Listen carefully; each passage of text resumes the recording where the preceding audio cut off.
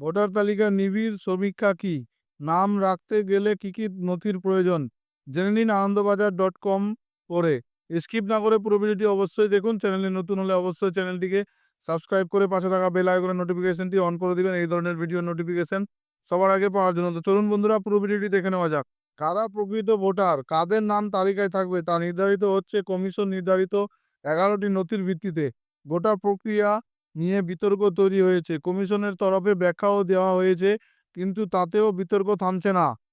BJP বলছে সাফাই হচ্ছে, কংগ্রেস বলছে জবাই হচ্ছে গণতন্ত্র। বাংলার শাসক দল তৃণমূলের বক্তব্য ভয়ঙ্কর ষড়যন্ত্র বিষয়। বিহারের ভোটার তালিকায় বিশেষ নিবিড় সমীক্ষা, যা আপাতত দেশের রাজনীতির মূল আলোচ্য বিষয় হয়ে উঠেছে। ভোটমুখী বিহারে যা পরিচালনা করেছে জাতীয় নির্বাচন কমিশন, কারা প্রকৃত ভোটার, কাদের নাম তালিকায় থাকবে তা নির্ধারিত হচ্ছে কমিশন নির্ধারিত ১১টি নথির ভিত্তিতে। গোটা প্রক্রিয়া নিয়ে বিতর্ক তৈরি হয়েছে। কমিশনের তরফে ব্যাখ্যাও দেওয়া হয়েছে, কিন্তু তাতেও বিতর্ক থামছে না। এসআইআর বা বিশেষ নিবিড় সমীক্ষা কি? নির্দিষ্ট সময়ান্তরে কমিশন এই নিবিড় সমীক্ষা করেন। রাজ্যগুলিতে শেষবার এই সমীক্ষা হয়েছিল ২০০২ সাল থেকে ২০০৪ সালের মধ্যে। বিহারে হয়েছিল ২০০৩ সালে। ভোটার তালিকায় থাকা নামের মধ্যে কারা মৃত, কারা অন্যত্র চলে গিয়েছেন, কারা ভুয়ো, গভীরে গিয়ে তা সমীক্ষা করে কমিশন। তারপরে তৈরি করে সংশোধিত তালিকা। জুন মাস থেকে বিহারে এই প্রক্রিয়া শুরু হয়েছে। প্রথম ধাপে ৫২ লক্ষ ভোটারের নাম বাদ পড়েছে ভোটার তালিকা থেকে। পরে তা ৫৬ লক্ষ গিয়ে দাঁড়িয়েছে। কমিশন বিহারের প্রাথমিক তালিকা প্রকাশ করবে আগামী ১ আগস্ট। কি কি নথি প্রয়োজন? বিহারের ক্ষেত্রে ১১টি নথি নির্দিষ্ট করে দিয়েছে কমিশন। অন্যান্য রাজ্যেও এসআইআর হলে নথির সংখ্যা একই থাকবে বলেই মনে করছেন এই প্রক্রিয়ার সঙ্গে জড়িত আধিকারিকেরা।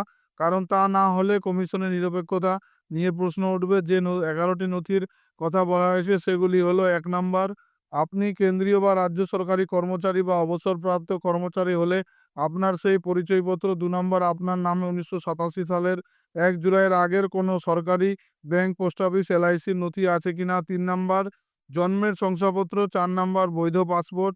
৫ নাম্বার, যে কোনো বোর্ড বা বিশ্ববিদ্যালয় থেকে পাওয়া শিক্ষা সংক্রান্ত শংসাপত্র। ৬ নাম্বার, সংশ্লিষ্ট এলাকায় স্থায়ী বসবাসকারীর শংসাপত্র। ৭ নাম্বার, তপশিলি জাতি, উপজাতি এবং অন্যান্য অনগ্রসর শ্রেণীভুক্ত হলে তার শংসাপত্র। ৮ নাম্বার, জাতীয় নাগরিকপঞ্জি তালিকায় নাম। ৯ নম্বর, বনাঞ্চলের অধিকারের শংসাপত্র। ১০ নম্বর, রাজ্য সরকার বা স্থানীয় প্রশাসনের তৈরি করা পারিবারিক রেজিস্টার। ১১ নম্বর, সরকার প্রদত্ত জমি বা বাড়ির নথি, দলিল বা পর্চা ইত্যাদি। আধার, এপিক, রেশন কার্ড চলবে না কেন? এসআইআর নিয়ে একগুচ্ছ মামলা হয়েছে সুপ্রিম কোর্টে। সেই মামলায় গত ১৭ জুলাই শীর্ষ আদালতের তরফে নির্বাচন কমিশনকে এসআইআর প্রক্রিয়ায় আধার, ভোটার আইডি এবং রেশন কার্ডকে নথি হিসাবে বিবেচনা করার পরামর্শ দেওয়া হয়েছিল। কিন্তু মঙ্গলবার কমিশনের তরফে শীর্ষ আদালতকে জানানো হয়েছে ভোটার তালিকায় নাম তোলার ক্ষেত্রে সেগুলি বিবেচনা করা যাবে না। কমিশনের যুক্তি, আধার আদতে একটি পরিচয়পত্র মাত্র, নাগরিকত্বের প্রমাণ নয়। এমনকি এসআইআর পূর্বে নতুন করে ভোটার তালিকায় নাম তোলার ক্ষেত্রে ভোটার আইডি ও চূড়ান্ত পরিচয়পত্র হতে পারে না বলে জানিয়েছেন কমিশন। একইভাবে রেশন কার্ডকেও ভোটার তালিকায় নাম তোলার বৈধ নথি হিসাবে ধরছে না কমিশন। সকলকে নথি জমা দিতে হবে না, সমস্ত প্রাপ্তবয়স্ককেই ভোটার তালিকায় নাম তোলার জন্য উদ্বিগ্ন হতে হচ্ছে না। বিহারে ২০০৩ সালে এসআইআর হয়েছিল, তার ভিত্তিতে তৈরি হয়েছিল ভোটার তালিকা। কমিশন জানিয়েছে বিহারের ক্ষেত্রে ২০০৩ সালে জানুয়ারি মাসে প্রকাশিত ভোটার তালিকায় যাদের নাম ছিল তাদের নাম থাকবে। অর্থাৎ নিবিড় সমীক্ষা করা হচ্ছে, তারপর থেকে শেষ দফা পর্যন্ত যাদের নাম উঠেছে সেই ২২ বছরের সময়কাল ধরে। উল্লেখ্য, পশ্চিমবঙ্গে শেষবার এসআইআর হয়েছিল ২০০২ সালে।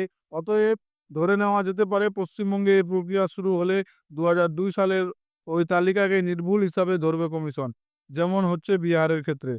কোনো অসুবিধা হলে কমেন্ট বক্সে জানাবেন। পুরো ভিডিওটি দেখার জন্য ধন্যবাদ বন্ধুরা।